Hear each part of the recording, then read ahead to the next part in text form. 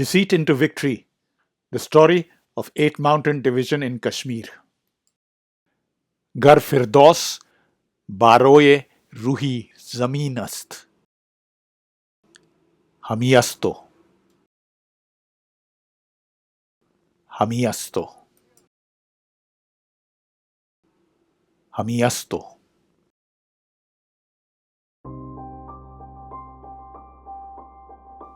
With a vast area and tenuous communications, a stable government has always been a problem in Jammu and Kashmir. As early as 1935, Maharaja Hari Singh had already ceded the province of Gilgit for 60 years to the British.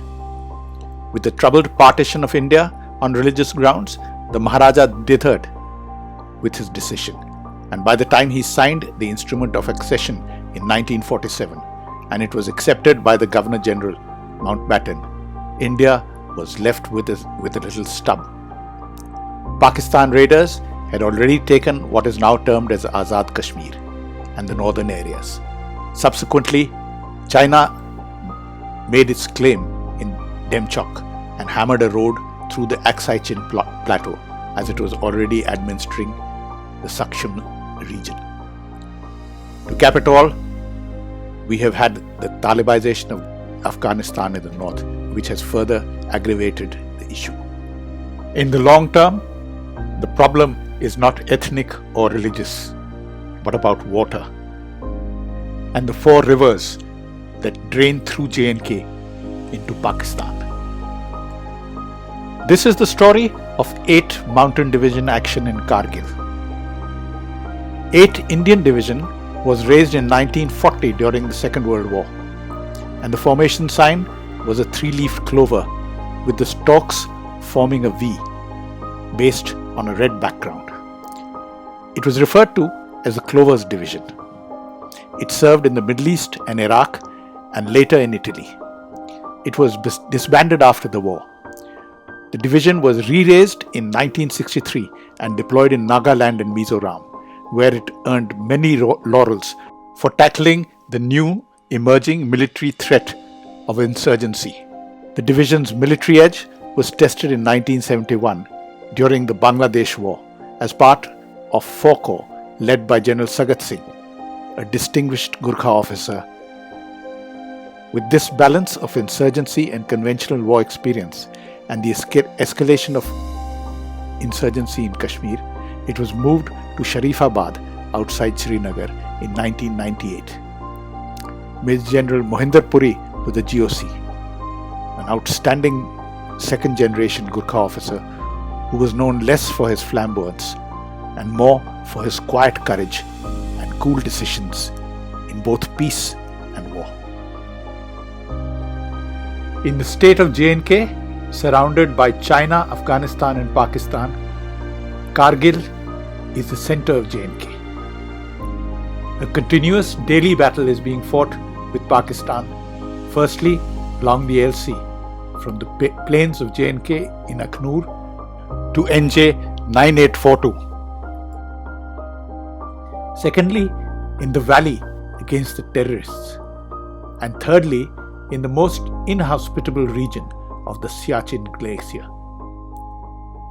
The mighty Indus River, which enters India from China at Demchok, pierces an artery through the state of J&K between the Ladakh and the Zanskar range, right through the heart to Kargil on the present LOC.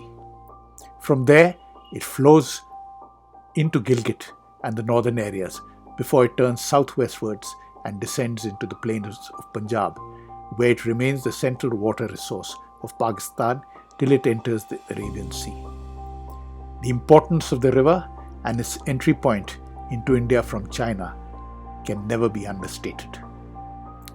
The valley is the showcase of Kashmir and ostensibly has natural ties with what is presently termed as Azad Kashmir. And this is Hajipir Pass, one of the most extensively used infiltration routes, which was captured by us in 1965 and returned to Pakistan thereafter. For the conflict in Kargil in 1999, both countries had to position their troops and fight at the heights of up to 16,000 feet. On the Indian side, the height of the logistics areas near Dras is approximately 8,600 feet. So the troops would have to hump their battle roads 7,400 feet from the logistics areas to the battle zone.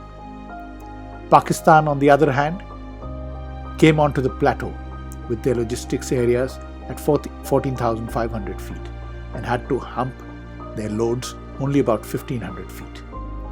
This was a major advantage which Pakistan had.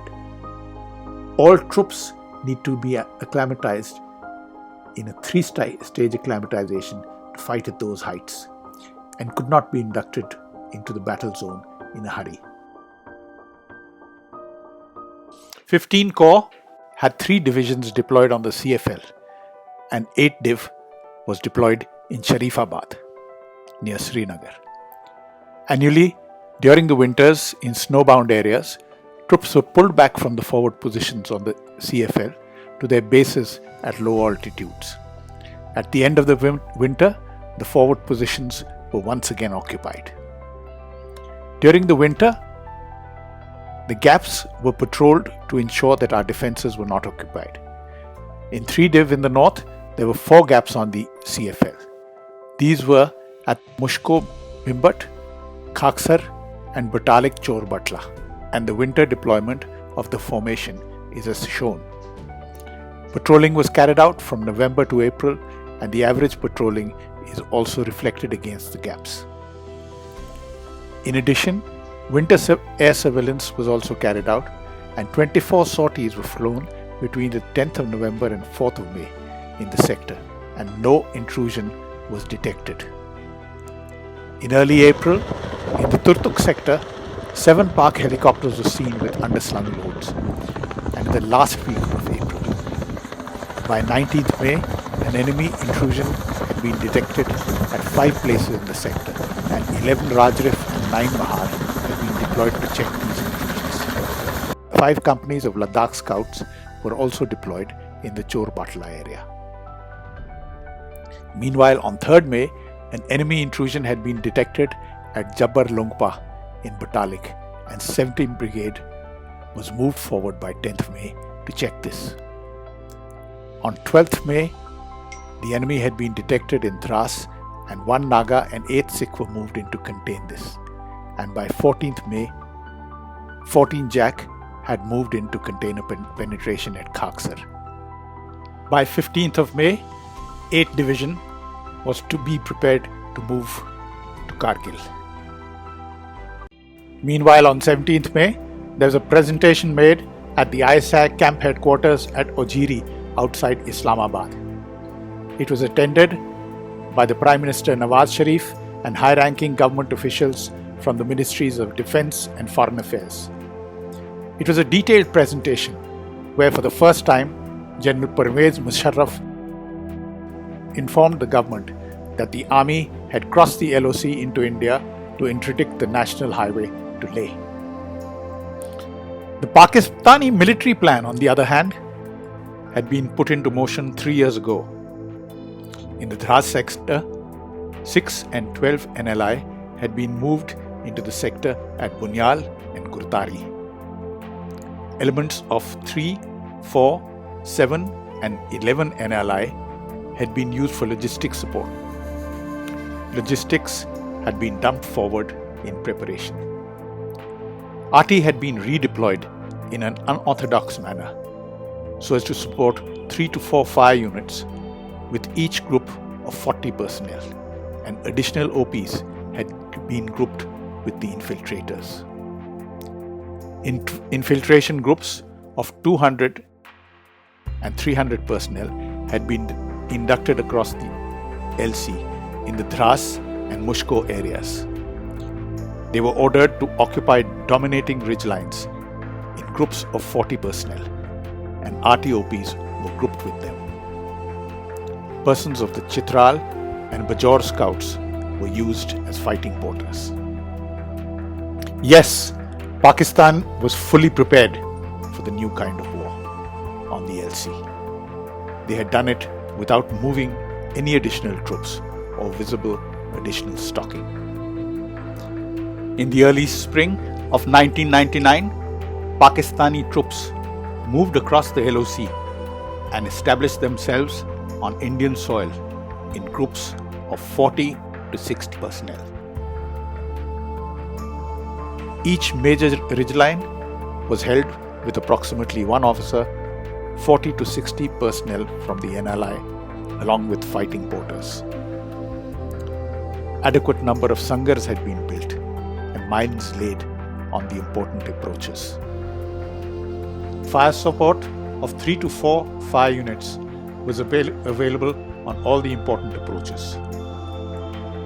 Helipad had been made for logistics and casualty evacuation, and Puma and Lama helicopters supported the operations. Apart from the normal infantry weapon systems, the posts were given additional weaponry. Firstly, automatic grenade launchers to break up infantry assaults. Secondly, the 12.7mm AD machine gun, which could play a murderous role on assaulting infantry in the mountains. Thirdly, passive night vision devices, which gave the infantry the ability to see at night. And additional ANZA AD missiles, which could cause direct hits on aircraft up to 5 kilometers range. Snow scooters and gas masks were also included in the preparation. On the 1st of June, 25 enemy localities had been identified in the Thras sector, and the task of 8th Mountain Division was certainly not going to be easy.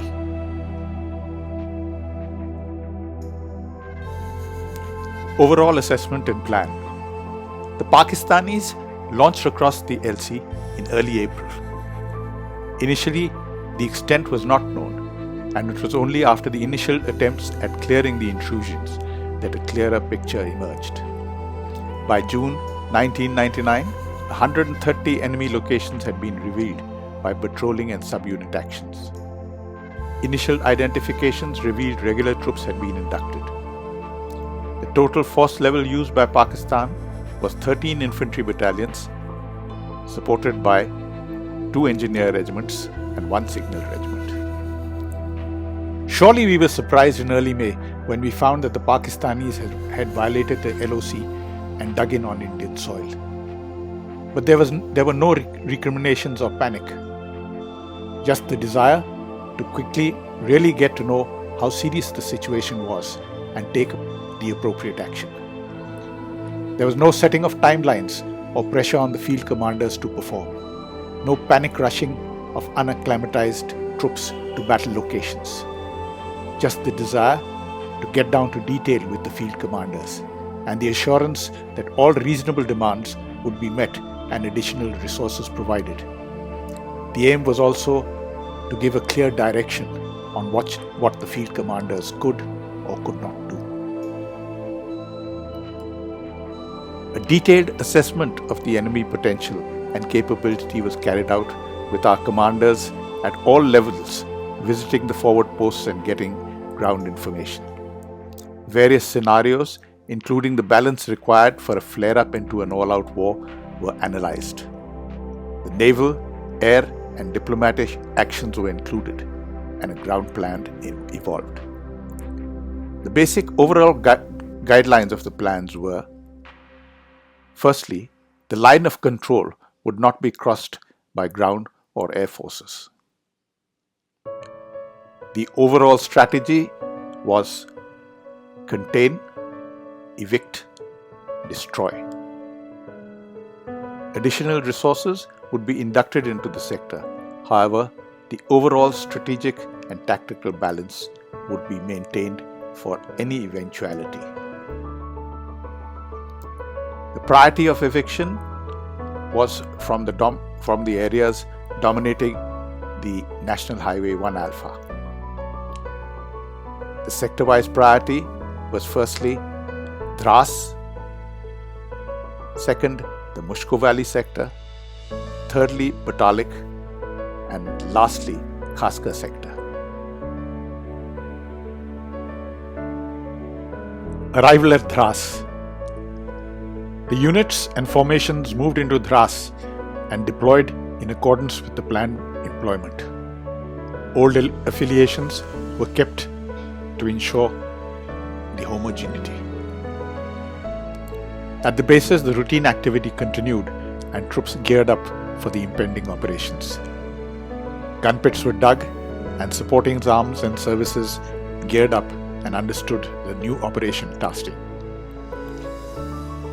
In infantry units, the drills were buttoned up and the new tasking rehearsed and SOPs for the impending operations evolved. Equipment was got ready and loads and procedures for replenishment and evacuation of casualties practiced. Commanders down the line interacted with their subordinates to ensure that the men understood their tasks and were confident in their execution.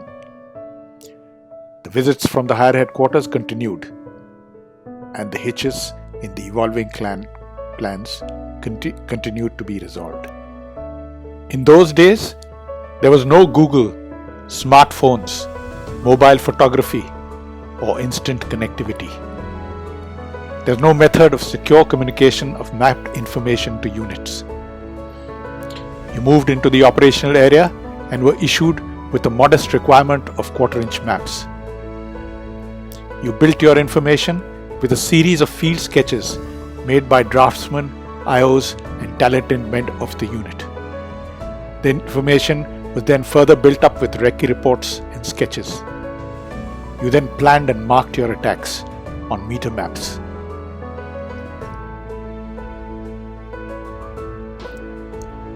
By 2nd June, the time 8th Mountain Division had arrived, the 4th attack on Tololing by 18 Grenadiers had been beaten back with heavy casualties.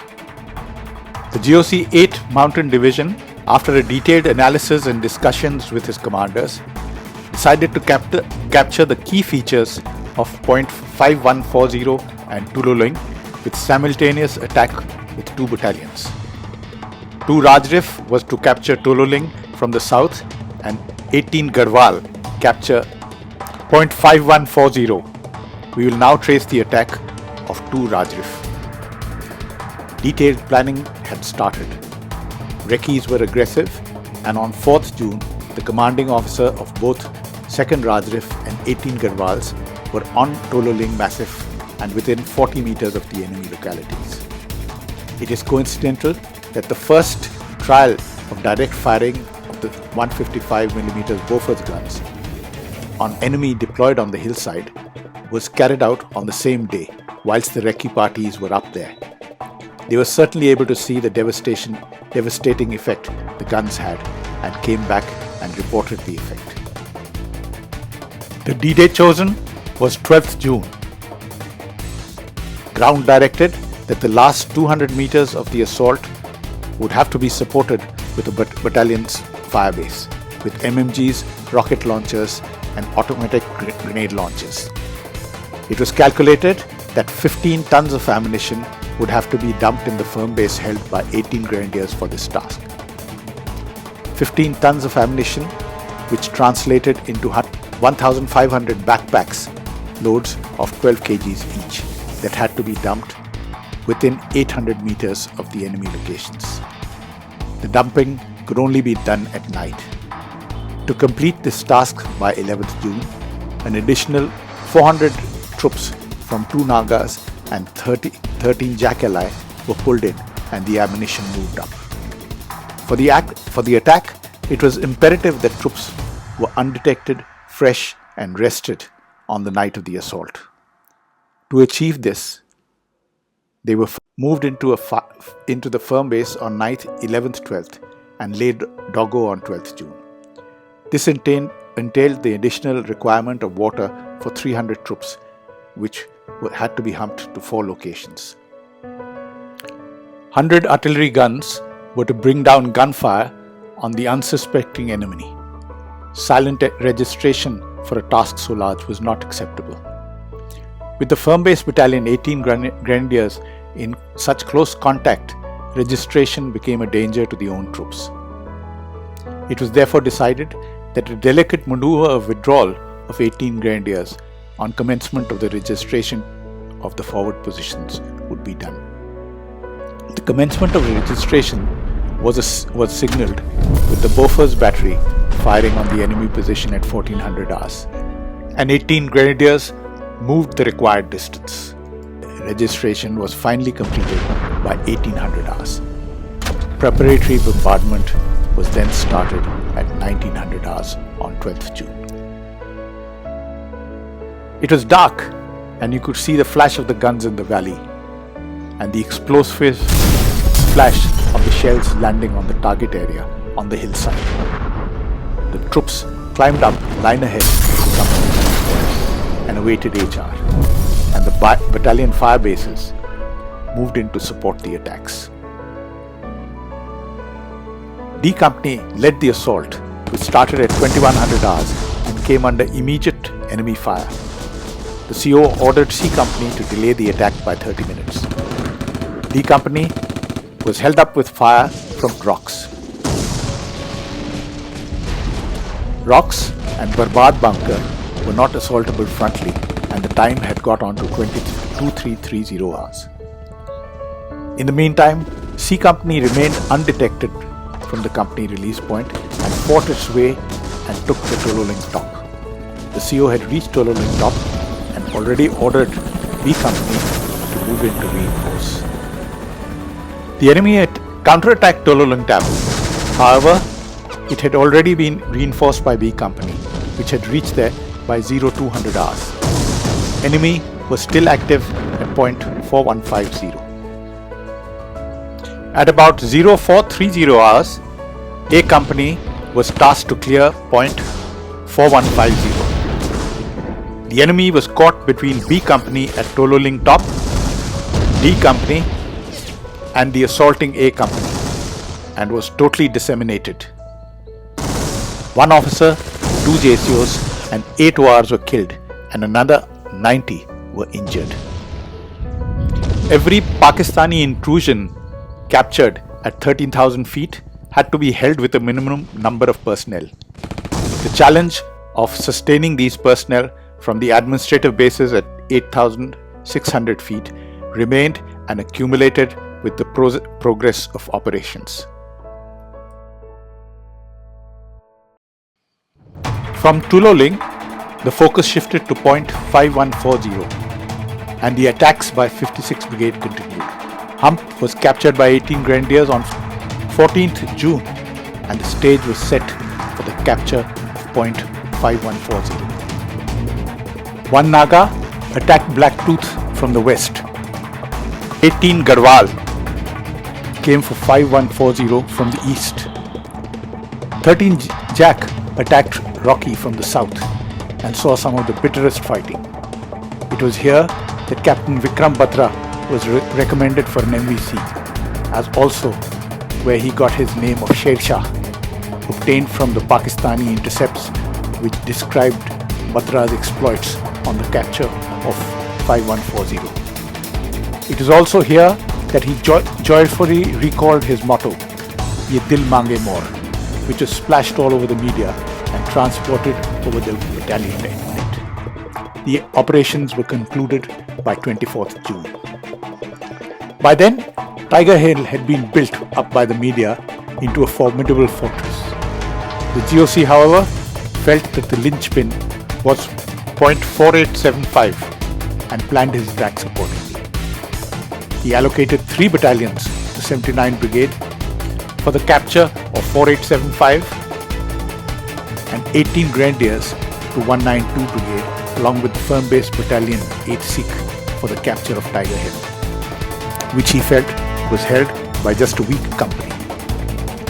The Tiger Hill attack was to be preceded by the attack on point 4875.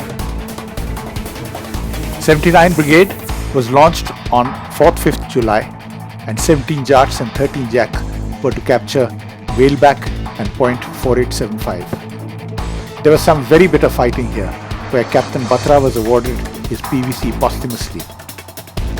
Sepoy Sanjay Kumar was also awarded the PVC, and 13 Jack covered itself in glory by being the first battalion to win 2 PVCs in a single action. Both the objectives were captured by the morning of 5th July. 2nd Naga then pushed through to tackle twin pumps. While 8th Sikh held the firm base, 18 Grenadiers attacked with 2 companies from the south and north direction. Tiger Hill was secured by 0700 hours on 5th July. However, the weather was inclement and the lower slopes were still held by the enemy.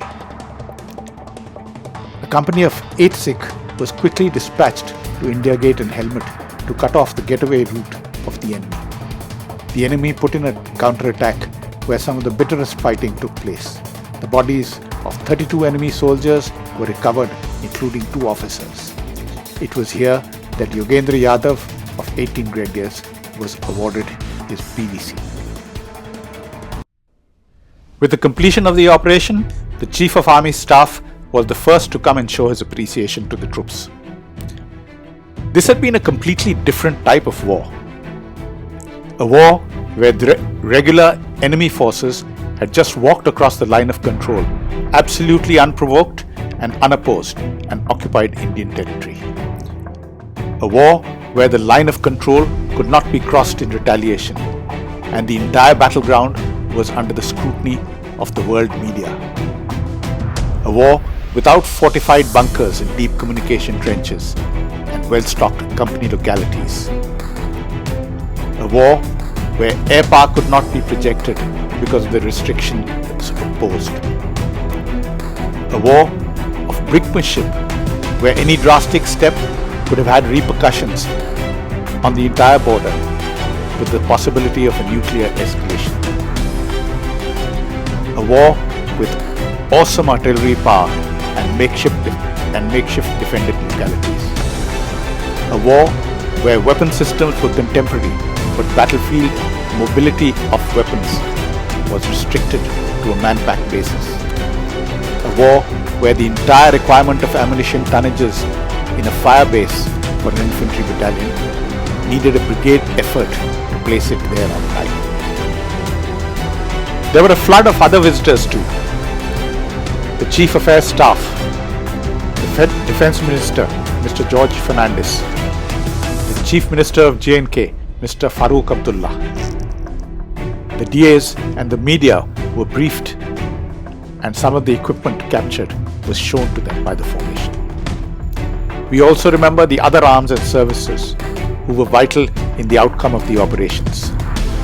The gutsy FOOs who accompanied the assaults and gun crews that provided the vital artillery fire.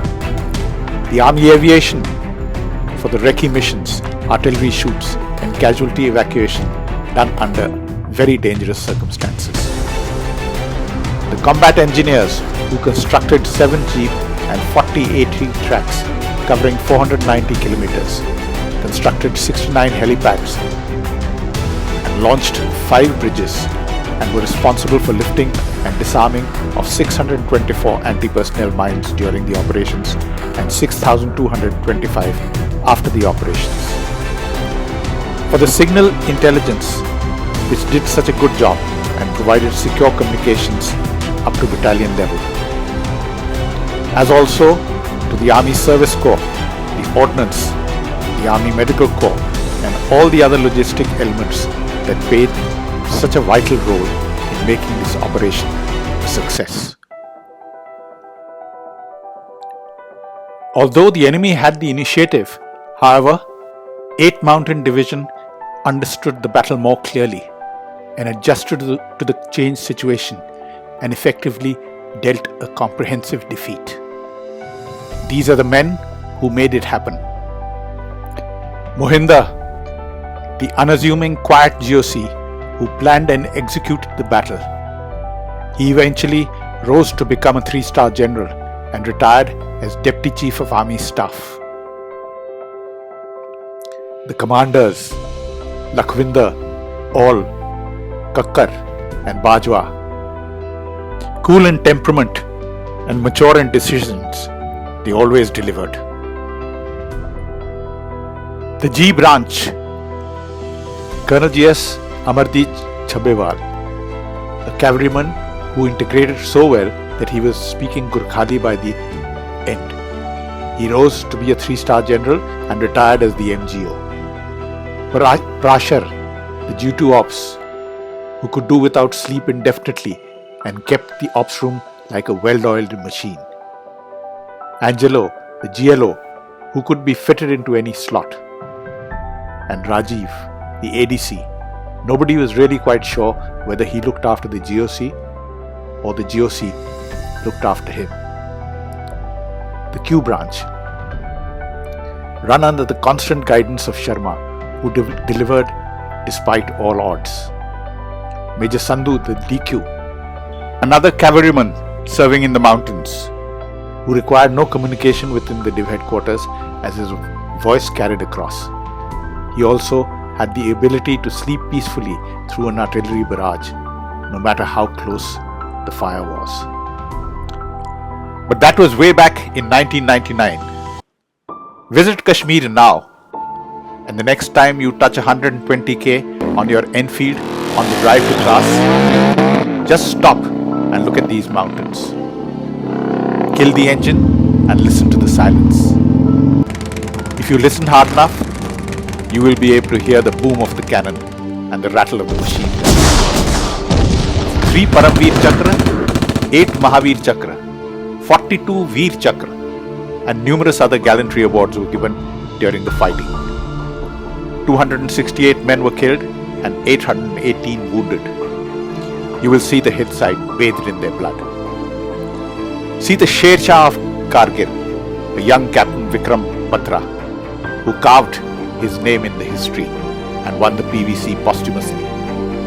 You can also see Tiger Hill and point .4875, where Yogendra Yadav and Sanjay Kumar won their PVCs and lived to tell the tale. You can also see where Major Acharya and Vivek Gupta, the leading company commanders, were killed in action, and how the units recovered their honor the very next day. After having listened to the sounds of silence and absorbed the beauty, fire up your Enfield.